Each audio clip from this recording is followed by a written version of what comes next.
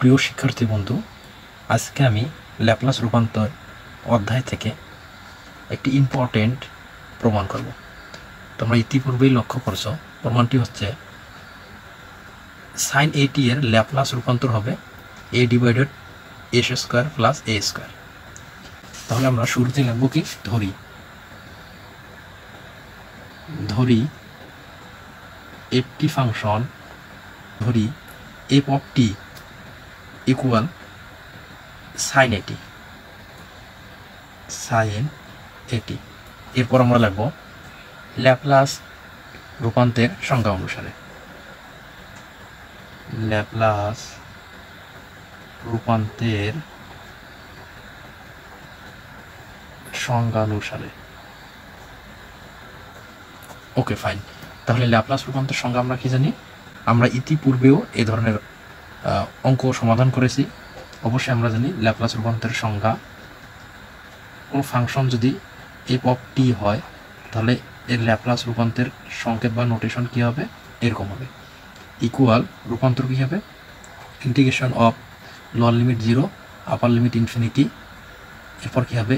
E inverse s t into f of t into d t. এর second bracket এফটির জায়গায় আমরা কী বসাবো? এফটি ইকুয়াল সাইন এটি। মানটি আমরা এখানে বসাই দেবো। এফটি ইকুয়াল কী হবে?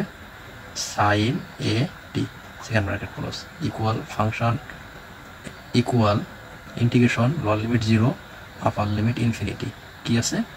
E inverse s t into, শুধুমাত্র আমরা এফটি ইকুয়াল সাইন এটি মানটি বসাই দিচ্ছি, সাইন এটি ইন্টু ডিটি ইকুয়াল।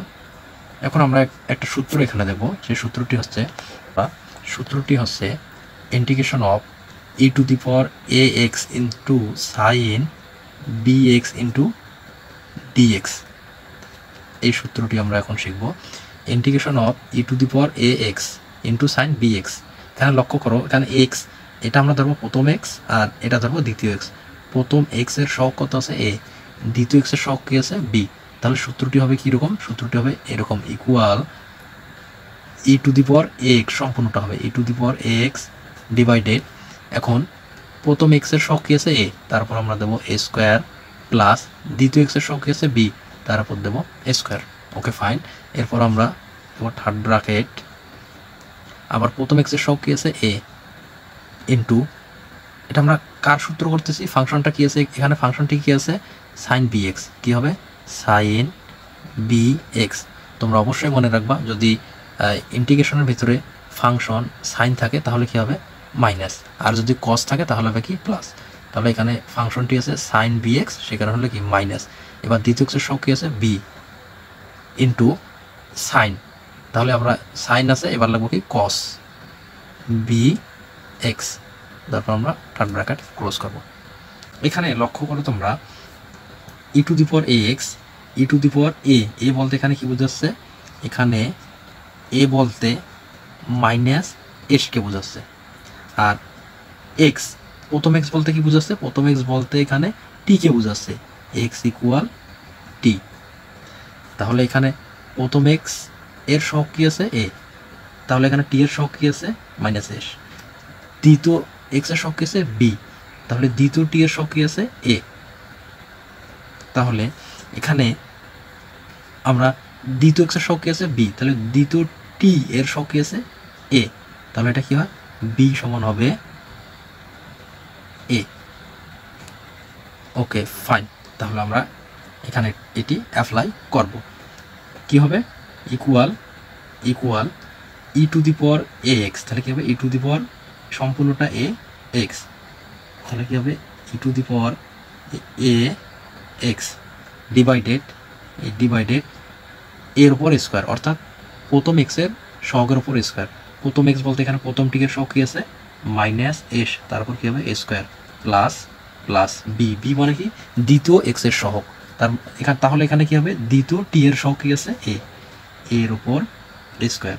এরপর কী হবে? থার্ড ব্র্যাকেট এ কি?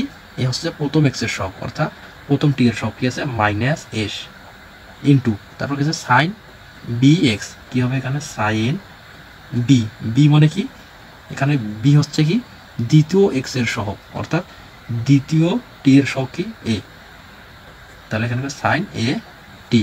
এরপর কী হবে মাইনাস মাইনাস, এরপর কি হবে বি, বি হবে কি দ্বিতীয় এক্স এর সহগ, অর্থাৎ দ্বিতীয় টি এর সহগ, দ্বিতীয় টি এর সহগ কি আছে এ ইন্টু কস বি এক্স, তাহলে কি হবে কস এ টি ব্র্যাকেট ক্লোজ।